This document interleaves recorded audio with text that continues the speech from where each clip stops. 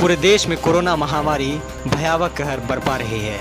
पिछले 24 घंटे के दौरान पश्चिम बंगाल में भी 15,889 नए कोरोना मरीज मिले हैं और 57 लोगों की जान चली गई है। पश्चिम बंगाल में कोरोना महामारी के संक्रमण में लगातार हो रही इजाफा परेशानी का सबब बना हुआ है। तो वहीं देश में कोरोना का ग्राफ लगातार बढ़ता जा रहा है। ऑक्सीजन और दवाओं की आपूर्ति करने के लिए लगातार सरकारें कोशिश कर रही हैं। कई राज्यों में हालात काफ़ी संवेदनशील है। वहीं इन सब के बीच पश्चिम बंगाल में विधानसभा चुनाव चल रहा है। ऐसे में चुनावी सभाओं का असर बंगाल के आंकड़ों पर भी देखा जा रहा है। यहाँ कोरोना वायरस के रिकॉर्ड तोड़ मामले सामने आ रहे हैं। कोलकाता की हालत इतनी खराब है कि यहाँ RT-PCR जाँच करवाने वाला हर दूसरा शख्स कोरोना पॉजिटिव पाया जा रहा है। वहीं अगर पूरे राज्य की बात करें तो हर चौथा व्यक्ति कोरोना संक्रमित पाया जा रहा है।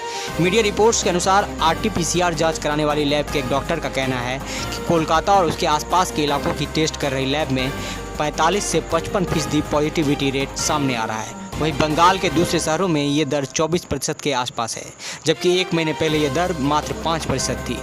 डॉक्टर ने आगे बताया कि कई लोग ऐसे हैं जिन्हें हल्के या बहुत कम लक्षण हैं और वो जांच नहीं करा रहे हैं, लेकिन इस समय हमें जांच से पीछे नहीं हटना है, बल्कि ज़्यादा से ज़्यादा कोरोना जांच करानी है। 1 अप्रैल को बंगाल में 25,766 लोगों की कोरोना जांच की गई थी। इसमें से सिर्फ 1,274 लोग संक्रमित पाए गए थे, यानी पॉजिटिविटी रेट 4.9% था। वहीं शनिवार को 55,060 लोगों की जांच की गई। इनमें से 14,281 लोग पॉजिटिव पाए गए, यानी पॉजिटिविटी रेट बढ़कर 25% से ज़्यादा होगी। भारतीय जनता पार्टी के आसनसोल से सांसद और विधानसभा चुनाव में किस्मत आजमा रहे बाबुल सुप्रियो कोरोना संक्रमित पाए गए हैं। इसकी जानकारी उन्होंने खुद ट्वीट कर दी। बाबुल सुप्रियो ने ट्वीट कर कहा, हम दोनों, मैं और मेरी पत्नी दूसरी बार कोरोना संक्रमित पाए गए। बहुत दुखी हूँ। मैं आसनसोल में वोट नहीं कर पाऊंगा। मुझे 26 को होने वाले चुनाव के लिए वहां होना चाहिए था, जहां TMC के गुंडे पहले ही स्वतंत्र और निष्पक्ष चुनावों को बाधित करने के लिए टेरर मशीनरी का इस्तेमाल कर रहे हैं। बाबुल सुप्रियो ने एक अन्य ट्वीट में कहा कि हालांकि TMC मशीनरी जिसे मैं 2014 से हैंडल कर रहा हूं, उसे खुशी मनाने का मौका नहीं मिलेगा। मैं अपने कमरे से अपना काम करूंगा और अपने प्रत्याशियों के साथ मेंटली सभी 9 सीटों पर मौजूद रहूंगा। पश्चिम बंगाल में खरदाहा विधानसभा सीट से TMC के टिकट पर चुनाव लड़ रहे काजल सिन्हा की कोरोना संक्रमण की वजह से मौत हो गई है। इस बात की जानकारी मुख्यमंत्री ममता बनर्जी ने ट्वीट कर दी। उन्होंने लिखा कि बहुत दुखी हूँ, हैरान हूँ। खरदाहा से हमारी प्रत्याशी काजल सिन्हा की कोरोना संक्रमण से मौत हो गई है। उन्होंने अपना जीवन लोगों की जीवन सेवा में समर्पित कर दिया और एक अथक अभियान चलाया। वो TMC के लंबे समय से सेवा आधारित सदस्य थे। हम उन्हें मिस करेंगे। उनके परिवार और उनके प्रशंसकों के प्रति मेरी संवेदनाएं।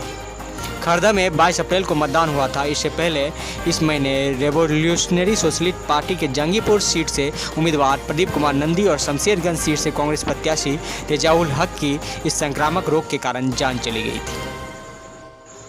कोरोना महामारी के विकराल रूप के बीच पश्चिम बंगाल विधानसभा चुनाव के 7वें चरण का मतदान कल यानी 26 अप्रैल को होगा। आयोग का ध्यान अब सुरक्षा इंतजाम से कहीं ज़्यादा मतदान के दौरान संक्रमण नहीं फैले, इसकी पुख्ता व्यवस्था करने पर है। ऐसे में चुनावी प्रोटोकॉल का हर हाल में ध्यान रखने का निर्देश मतदान कर्मियों को दिया गया है। निर्वाचन पदाधिकारियों को स्पष्ट निर्देश दिया गया है कि कोरोना प्रोटोकॉल का हर हाल में पालन किया जाए। साथ ही कहा गया है कि मतदान में किसी प्रकार का व्यवधान न हो, यह भी सुनिश्चित करें। 7वें चरण में केंद्रीय बलों की कुल 653 कंपनियों की तैनाती की जाएगी। बंगाल विधानसभा चुनाव के 7वें चरण में कोलकाता, दक्षिण दिनाजपुर, मालदा, मुर्शिदाबाद व पश्चिमी बर्धमान की 34 सीटों के लिए वोट डाले जाएंगे। 7वें चरण के चुनाव में कुल 268 प्रत्याशी मैदान में है, जिसमें 231 पुरुष एवं 37 महिलाएं हैं। करीब 82 लाख मतदाता इन 268 उम्मीदवारों के भाग्य का फैसला EVM के बटन दबाकर करेंगे। पहले इस चरण में 36 सीटों पर मतदान होना था, लेकिन मुर्शिदाबाद जिला की जंगीपुर व शमशेरगंज सीटों पर एक प्रत्याशी की कोरोना से मौत की वजह से वहां चुनाव नहीं हो रहे हैं।